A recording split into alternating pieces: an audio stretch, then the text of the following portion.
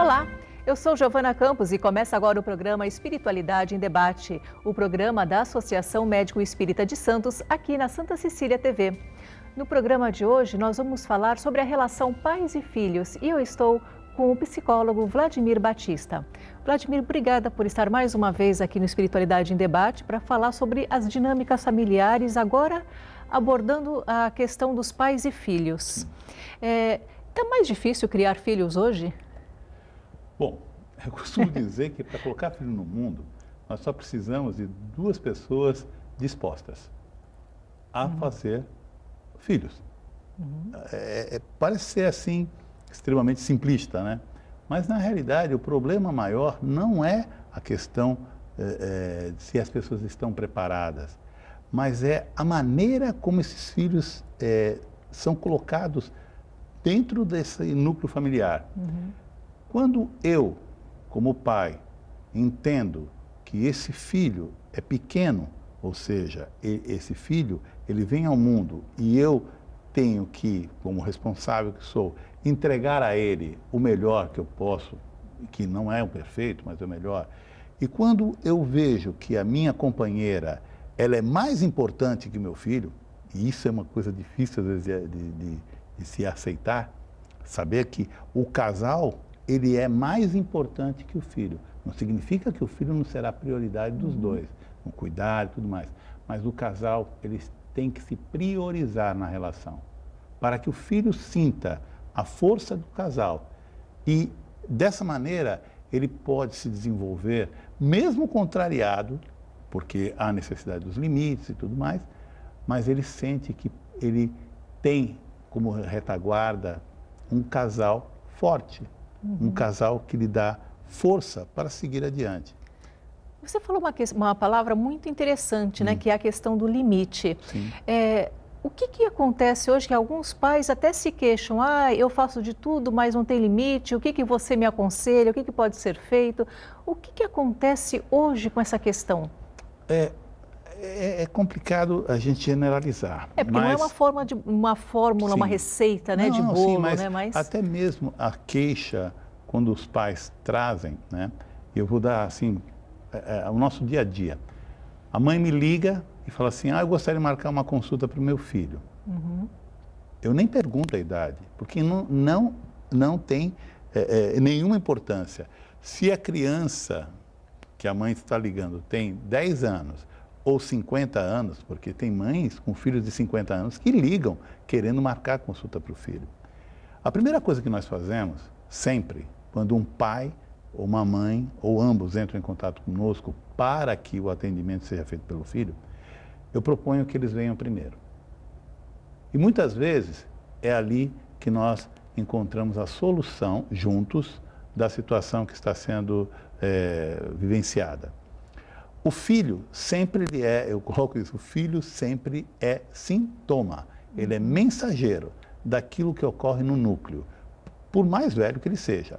Mas se eu tenho um filho de 50 anos ou de 30 anos, onde eu como pai ainda procuro para ele, por exemplo, um atendimento psicológico, ou porque ele efetivamente não tem autonomia por uma limitação qualquer, né? Ou eu estou limitando ele, tratando ele como uma criança e não dando a ele a responsabilidade pela vida. A questão é, a criança, ela realmente depende dos pais para tudo. Ela depende dos pais para a sobrevivência dela, né? E essa relação de dependência vai até o momento em que o indivíduo, essa criança, começa a se revelar na sua própria identidade, na sua individualidade. Eu costumo dizer que enquanto a criança não fala, enquanto a criança só chora, eu tenho ali diante de mim alguém totalmente dependente. O ser individual começa a surgir quando ele fala, eu não gosto de brócolis. Quando a criança começa a manifestar os seus nãos, ele começa a se posicionar. Só que ele precisa entender que ele está sob a minha guarda, sob a minha responsabilidade. Ele precisa entender que ele não tem que cuidar de coisas minhas. E muitas vezes, e esse é um dos problemas que a gente mais identifica na relação dos pais hoje com os filhos, eu torno meu filho meu companheiro, meu confidente. seja a mãe, seja o pai, que por problemas do casal, voltando do tema que falamos outro dia, né, sobre a relação de casal, esse casal que está em desalinho, desarmonia, em vez de buscar ajuda entre si, no diálogo, ou mesmo buscar o apoio, seja de um parente, de um amigo, ou de um psicólogo, um terapeuta, ele torna o filho confidente. Aí a mãe começa a falar suas queixas em relação ao pai. Isso é pesado demais para uma criança. A criança se vê, de repente, forçada a assumir um papel que, para ela, não só é inadequado, mas que pode trazer graves consequências. Quando eu me queixo da minha esposa para o meu filho, eu estou falando da mãe dele, falando sobre a minha esposa, mas colocando a mãe dele.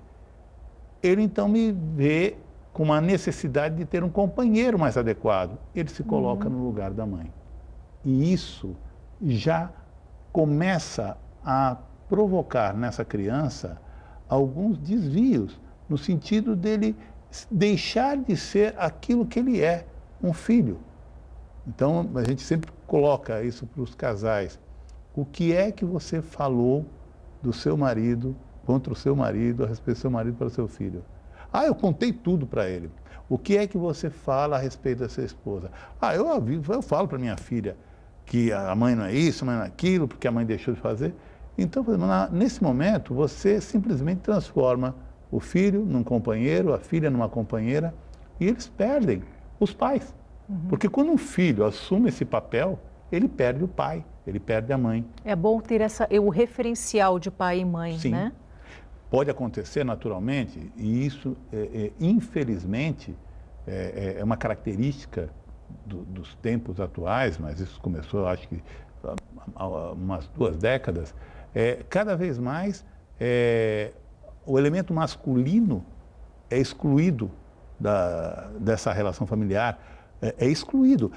Ah, mas o homem foi embora, eu não excluí, foi ele que foi embora. Sim, mas ele pode ir embora, mas esse pai existe, ele tem que ser uma referência.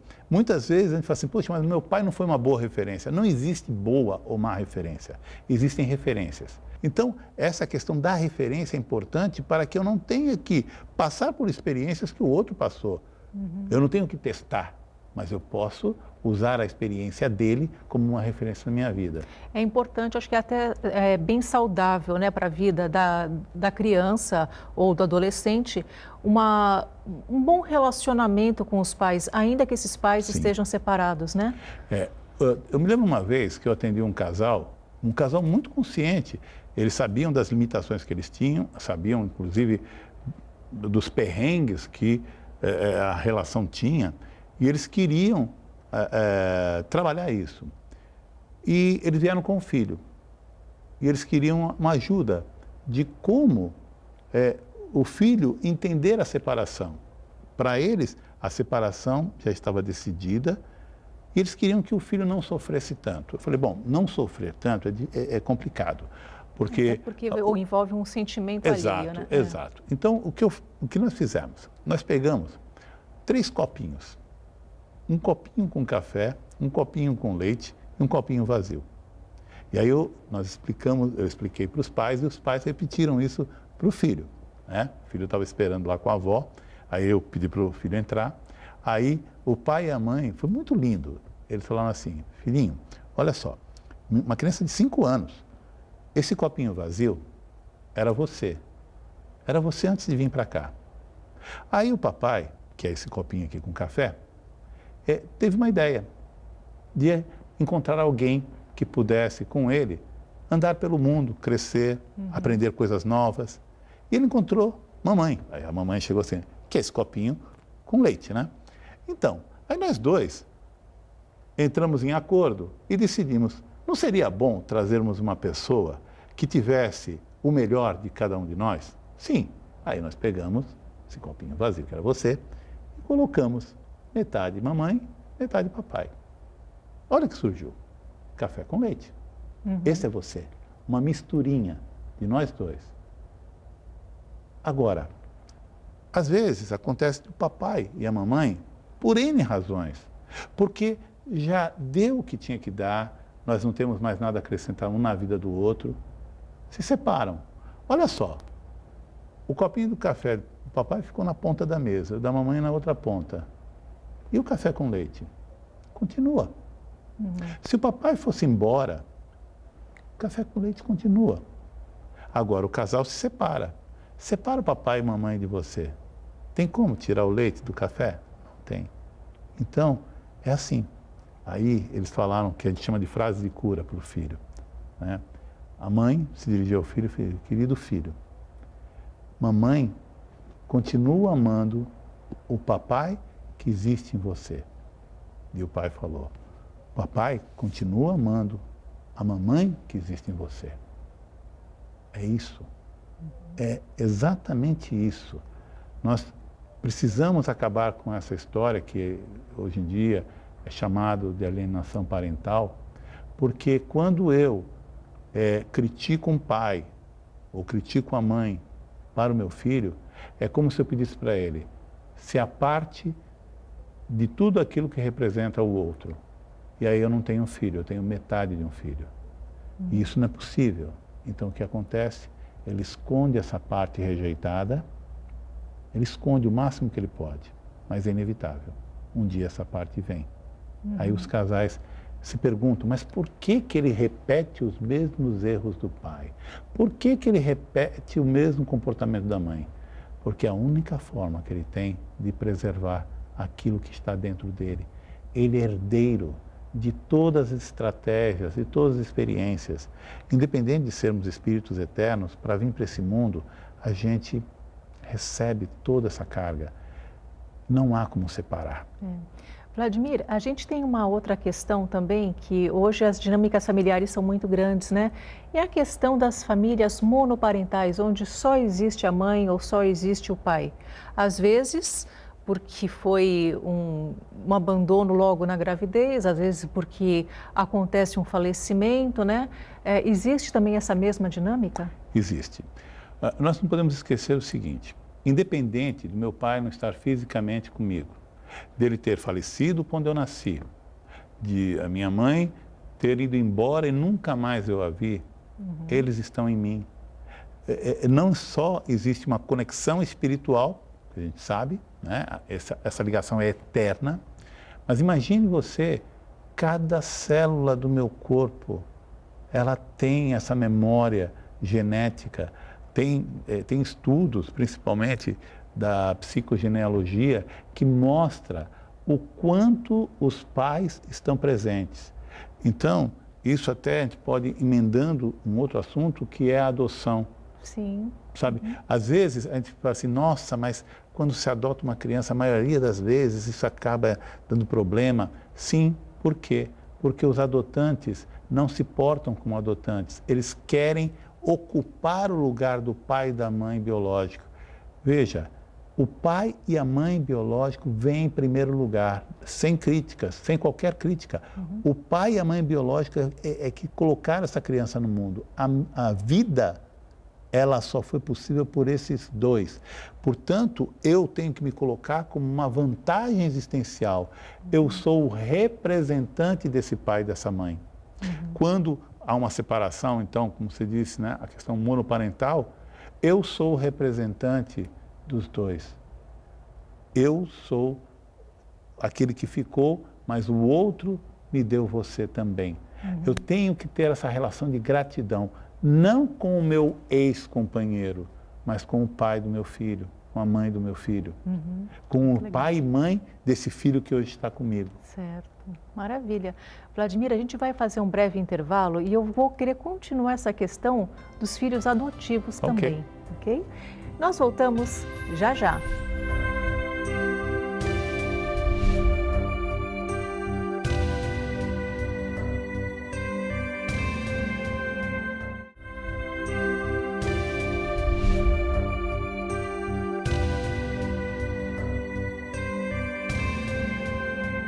Estamos de volta com o programa Espiritualidade em Debate.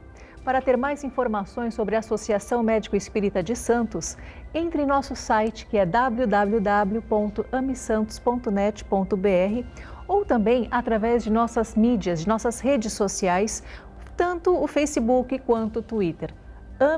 ame_Santos. Lá você terá toda a programação que a Associação Médico Espírita de Santos realiza, não só na cidade de Santos, mas também em toda a Baixada Santista. Hoje estamos falando sobre a relação pais e filhos e eu estou com o psicólogo Vladimir Batista. Vladimir, no bloco anterior a gente falou um pouquinho sobre a questão da adoção, né? E é claro que a gente vê que hoje, com a dificuldade que alguns casais têm em ter filhos biológicos, né, a adoção ela é uma forma, né, de manifestar esse carinho por um filho. Então, alguns ainda se perguntam, adotar, deixar isso claro para os filhos, sim ou não? Sempre, sim. Veja só, há um tempo atrás, nós tivemos contato com um tipo de adoção que ainda é algo muito novo em nosso país. A adoção de embriões. É algo muito interessante. Casais onde a mulher ela quer passar pela gestação. Só que o casal não tem condições, por exemplo, naturalmente, de ter um filho biológico ou por falta de espermatozoides ou de óvulos, enfim. Existem várias maneiras de se buscar hoje uma solução desse tipo. Aliás, uma solução para problemas desse tipo. E um deles é a adoção de embriões. Você tem vários casais tentando, né? E eles produzem, né, vários embriões a partir dos zigotos, enfim. Só que esses embriões, muitas vezes, ficam excedentes. E aí, um casal pode se candidatar a acolher um embrião desse. Veja só, é uma adoção do ponto de vista genético, porque o material genético não é do pai e nem da mãe adotante, mas é uma adoção. Naturalmente que nesse caso, a mulher, como vai gestar, ela estará de maneira mais intensa ligada a esse feto que vai se desenvolver e, portanto, tem a condição epigenética, ou seja, a influência dela, enquanto organismo, na evolução daquela criança ali internamente. Tanto que, conversando com alguns médicos que fazem esse trabalho, eles falam, é espantoso como uma criança depois desenvolve as feições, não só da mãe, mas parecida com o pai também. Né? E é uma criança adotada. Pois bem, mesmo nesse caso, nós temos que ter a consciência, a clareza de que essa criança traz em si, inconscientemente, a informação de que ela é ligada a um outro casal. O casal, ou seja, os pais biológicos. Quando eu tento esconder isso, a criança, mesmo que ninguém venha a descobrir, ela se sente deslocada. Ela se sente como sem raiz. É como se você, de repente, você não tem uma história, você não tem... Né? E aquela história que foi contada, que foi montada, ela não se encaixa. E a gente encontra situações desse tipo. Agora, contar é essencial para que, e muitas vezes não se conta, porque o pai e a mãe têm medo que a criança queira encontrar os pais. Queira abandoná-los, né? Abandonar todo aquele carinho para ir atrás de um... Mas isso é uma demonstração de egoísmo, porque eu preciso ver por que eu estou adotando. Essa é a primeira questão. Por que eu estou adotando? Nós precisamos entender que um filho, ele não vem para nos dar nada, ele vem para receber tudo. Eu costumo dizer que o amor é um rio que flui, como todos os rios, mão única. Eu não conheço nenhum rio que no metade do caminho ou no fim do caminho retorna à fonte. Não existe. O rio flui. E o amor também. Eu recebi de minha mãe a vida e do meu pai. Recebi tudo aquilo que foi possível. Eu não tenho como pagar por isso. Eu posso tentar algumas compensações, né, tratá-los bem, mas eu não tenho como dar a vida a meus pais. Então, o que eu faço? Eu sinto uma pressão enorme para produzir algo. E aí a gente encaixa. Tem pessoas que não têm filhos. Então, e essa pessoa, como é que ela passa para frente o amor, a energia, a vitalidade? Ela passa através do servir. Professores fazem isso. Né? Profissionais que divulgam ideias. Todos nós estamos produzindo e parindo o futuro. É essa a questão. O mais fácil é fazer filho. Você fez um filho, pode morrer, porque ele vai dar continuidade àquilo que você deixou. Mas, quando você não tem um filho, então você se torna, é uma pressão enorme. Você produz quadros, livros, música, receita de bolo, acompanhamento. E é isso. Que existe também essa pressão, né, em cima de um casal. Mas nossa. Por que você não tem filhos? Por que não adota, né? A questão é, para quê? Exatamente. E essa questão que ele acabou de trazer, né, que assim, quem não tem filhos pode transmitir, Sim. né, um ensinamento, seja um professor, seja um tio, seja um facilitador. Exato. Né? A gente vê isso e é libertador. Nós recebemos no nosso consultório mães e pais que querem adotar. Por quê? Existe a pressão da sociedade, você precisa ter um filho. Existe, às vezes, a ideia de que eu preciso compensar. Pessoas que perderam filho, querendo adotar um filho para ocupar o lugar daquele que morreu. Essa criança vem, então, não já como com uma estigma, vida própria, ela vem como um backup, um step. E isso é sentido, mesmo que seja velado, isso é sentido por ela. Ela não é querida, ela veio já com um objetivo, com uma meta. Muitas vezes, o filho, e não só o adotado, mas o biológico, ele vem para ser o cimentinho do casal. Ou seja, esse filho ele não tem uma vida própria, ele não recebe, ele tem que dar. Ele tem que dar apoio, ele tem que dar justificativa, ele tem que dar compensações. É muito pesado. E aí, as crianças que são adotadas, principalmente, eu já ouvi, uma vez ouvi de um casal dizendo assim, eu não entendo como é que essa criança se comporta desse jeito. Fizemos a caridade de dar ele um lar. Caridade? Como é que eu faço caridade dando um lar para alguém? É caridade? Se eu penso que é caridade, então deixa ele com alguém que o ame como um filho, receba amor, carinho, atenção naquilo que for possível, e eu de vez em quando vou lá e levo um presentinho para ele. Aí eu faço a caridade. Mas não se faz caridade com filhos adotados ou mesmo biológicos. Uma relação que transcende a caridade, uma relação de amor, né? Sim, exatamente. Olha, eu me lembro, e nós também recebemos o outro lado, que são filhos adotados com muita raiva. Raiva de quem? Dos pais biológicos que os abandonaram. Tem uma história de uma moça, se eu for contar rapidamente, ela nos procurou há uns 10 anos atrás, e era uma pessoa assim que nos procurou para fazer coach, né? Mas como a gente faz coach sistêmico, a gente não deixa a família de lado. Então, ela queria ver a questão da relação de trabalho, porque apesar de ser formada em 2 ou 3 faculdades, falar 3 idiomas, ter um monte de cursos, ela não deslanchava. E ela queria destravar a vida profissional. Vida profissional travada, relação com a mãe. Ponto. Aí o pessoal, mas como? Aí isso é um caso ou outro? Não, 100%. Não, vamos lá, 99,99%. A falta de vínculo com a mãe impede o crescimento profissional. Ponto. Então essa moça, a gente começou a ver, falei, mas eu me dou muito bem com a minha mãe. Mas tem certeza? Aí começou a relatar a dinâmica com a mãe. Falei, tem alguma coisa que não bate. Mas sempre foi assim, sim, desde que ela me adotou. Ok. Mas e sua mãe biológica? Aí ela falou uns 3 ou 4 palavrões, se referindo à mãe, dizendo assim, ela não quero nem saber. Uma pessoa que não me amou o suficiente, que não teve responsabilidade. Aí começou um monte. Eu falei, mas espera um pouquinho. Você tem certeza que a sua mãe não te amou? Não. Então, por que cargas d'água? Essa criança nasceu na década de 80, olha só. Por que cargas d'água uma mulher carregaria no bucho, ainda falei assim, né? Durante 9 meses uma criança, não gostando dela, não amando ela. Ela te deu a vida. Mas ela me abandonou, entregou para que eu fosse adotada.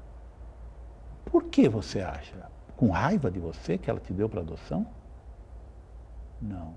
Provavelmente, essa mãe te carregou na barriga, no ventre, durante 9 meses, porque ela tinha esperança de ficar com você. Aqueles últimos dias que antecederam o parto, deve ter sido doloroso para ela, porque ela enxergou de alguma maneira, que ela não tinha condições. O que eu acho que está errado, mas ela se viu como incapaz de dar a você uma vida decente ou como ela gostaria de dar. E por muito amor, e com muito amor, ela abriu mão da coisa mais preciosa e entregou para outro, para que você tivesse uma chance de uma vida melhor. Porque senão ela teria abortado. Citotec era facilmente encontrado em qualquer farmácia. Fora o chá de Losna e outros abortivos que... Enfim, o que você acha que a sua mãe pensava? E nisso a pessoa ficou impactada. Ela falou assim, mas eu nunca encontrei ela. Eu falei assim, nunca? Eu sei onde ela está. Você sabe? Sei.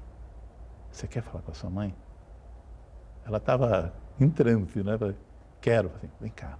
Aí levantamos, saí da sala, abri a porta do banheiro e no banheiro tem um espelhão. Eu falei assim, olha a sua mãe. Ela está em você. Olha esses olhos. São os olhos da sua mãe. Fica o tempo que você precisar, conversa com ela. Eu fechei a porta. Eu escutei o choro. Ela falou algumas coisas. Depois ela voltou para a sala. A sessão terminou assim. E isso a gente faz... É uma riqueza, né? De conteúdo sem igual. A gente faz assim. Tem gente que assim, poxa, teve um outro caso. Meu pai morreu quando eu tinha 1 ano. Eu falei assim, você quer sentir o seu pai? Claro. Ok. Eu agora sou você. E você é seu pai. Olha para mim. Sente seu pai. Como é que seu pai te olha? O corpo fala. Com certeza. Nossa, por isso que eu digo, isso aqui não é uma profissão, isso daqui é um privilégio. A gente entra em contato com essas histórias lindas, maravilhosas. E esses 2 últimos exemplos, Vladimir, que você deu, foram exemplos riquíssimos, porque tem um grande conteúdo espiritual. Sem dúvida. Também, sem dúvida, né? sem dúvida. Eu acho que essa questão espiritual realmente move a família, move o amor, move todas as relações que nós temos, né, em nossa sociedade, em nossos núcleos. Eu costumo, é claro, a gente não mistura as coisas, até porque, como eu disse em outro dia, a gente atende clientes com várias religiões ou não religiões, enfim. Mas a gente acaba falando da espiritualidade. Sim, a espiritualidade, maior. que é maior. Então, mas eu te digo o seguinte, imagina só, a visão sistêmica que tanto a gente fala, ela deu a oportunidade de surgir coisas como o movimento ecológico, por exemplo. Quando nós começamos a ver que a interação entre o meio provoca tudo isso, né, esses problemas. Se eu entendo que a ecologia existe e determina e tem uma interdependência, por que não existem também, não só os ecossistemas, mas os egossistemas? Vários egos unidos entre si. Certo. Nossa, Vladimir, dava para falar sobre várias horas, sobre vários temas contigo, mas o nosso programa está chegando ao final. Mas eu acho que essa sua finalização, né, do algo maior, do algo que transcende, né, algumas linhas familiares, que realmente vem a ser a demonstração do amor, né, e do se encontrar, né, encontrar o outro dentro de si também, são as grandes lições, né? Bom, Vladimir, eu agradeço muitíssimo a sua vinda aqui ao Espiritualidade em Debate e já vou esperando você em próximas oportunidades, com certeza, ou da sua esposa também. Bom, você que está em casa já sabe, o programa Espiritualidade em Debate inédito é toda quarta-feira às 18 horas, mas há várias reprises. E eu espero você neste mesmo horário na semana que vem. Até lá!